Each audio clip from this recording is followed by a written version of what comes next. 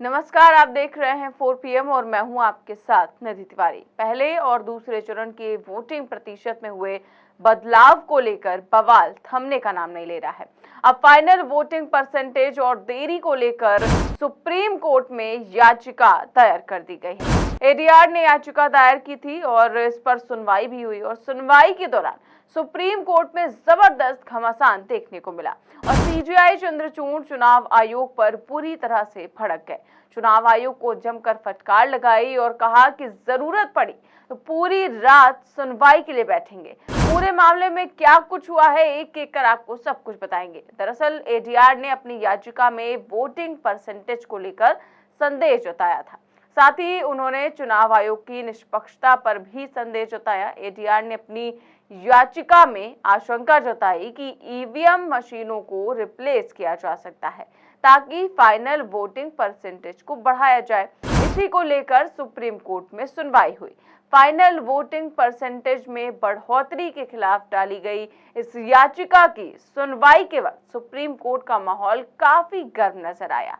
एक और एडीआर और चुनाव आयोग के वकीलों के बीच अपनी अपनी दलीलें पेश करते वक्त जोरदार बहस हुई। दरअसल फाइनल वोटिंग परसेंटेज में बढ़ोतरी के खिलाफ डाली गई याचिका पर सुप्रीम कोर्ट की 3 जजों की बेंच ने सुनवाई की, जिसकी अगुवाई सीजेआई चंद्रचूड़ ने की। वहीं जस्टिस जेवी पारदीवाला और जस्टिस मनोज मिश्रा इस बेंच में शामिल रहे। सीजेआई चंद्रचूड़ की बेंच ने चुनाव आयोग को कड़ी फटकार भी लगा दी। चुनाव आयोग को 24 मई तक अब जवाब दाखिल करने का आदेश दिया गया है।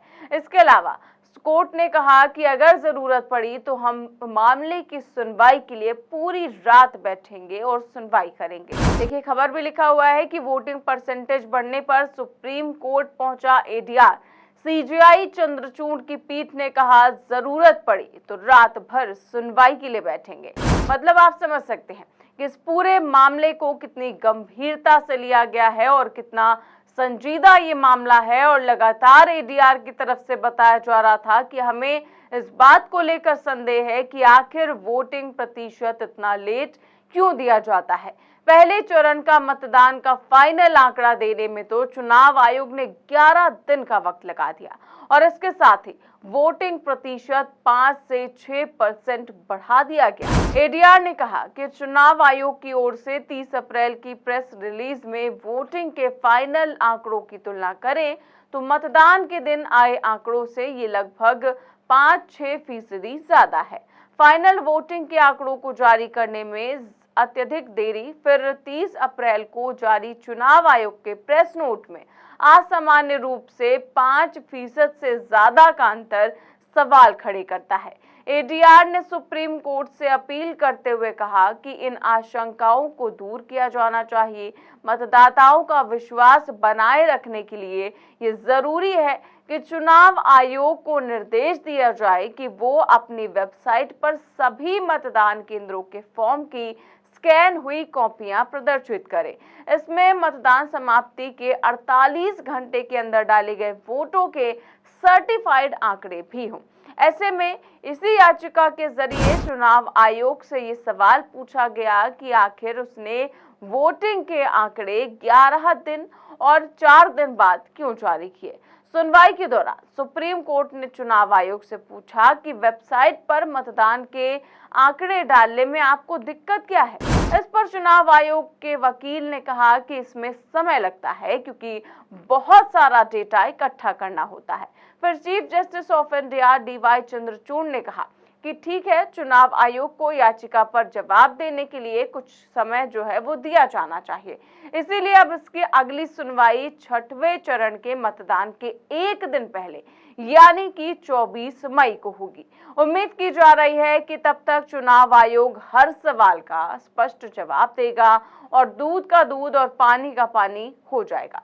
क्योंकि भले ही अभी ये बात आंकड़ों की जटिलताओं के मध्य समझ में ना आ रही हो, लेकिन देर से आंकड़े जारी करने के संबंध में याचिकाकर्ता ने जो आरोप लगाए हैं उसके मुताबिक चुनाव आयोग ने देरी के बावजूद जो आंकड़े जारी किए गए हैं उनमें जो है काफी ज्यादा फर्क नजर आता है। बहरहाल सुप्रीम कोर्ट ने गेंद चुनाव आयोग के पाले में डाल दी है, इसीलिए अब उसे संतोषजनक जवाब देना ही होगा कि पहले चरण के मतदान के 11 दिन बाद और दूसरे चरण के मतदान के 4 दिन बाद मतदान डाटा क्यों जारी किया गया और ये संख्या की बजाय प्रतिशत में क्यों जारी किया गया।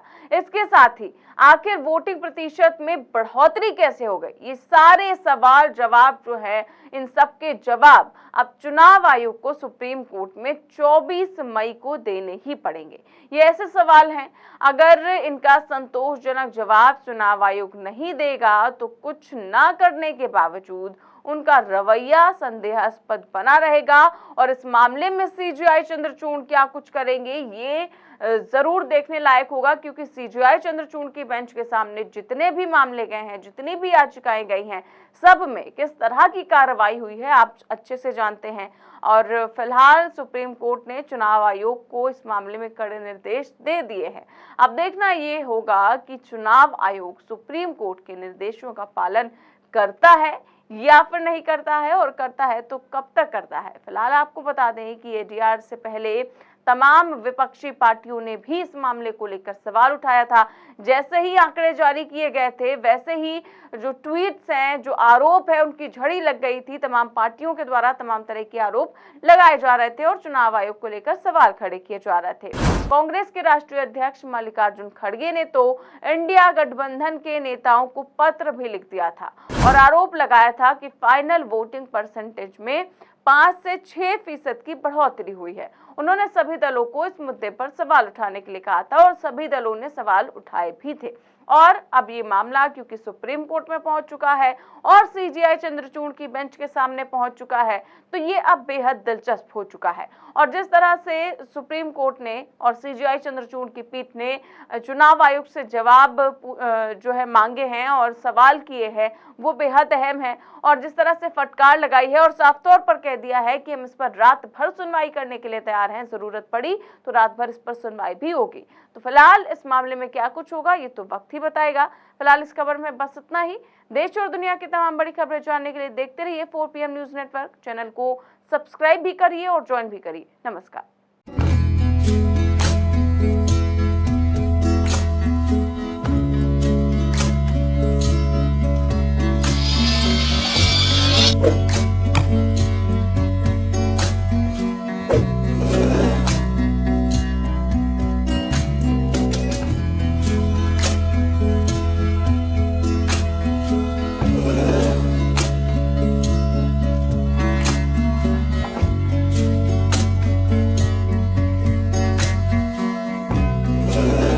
you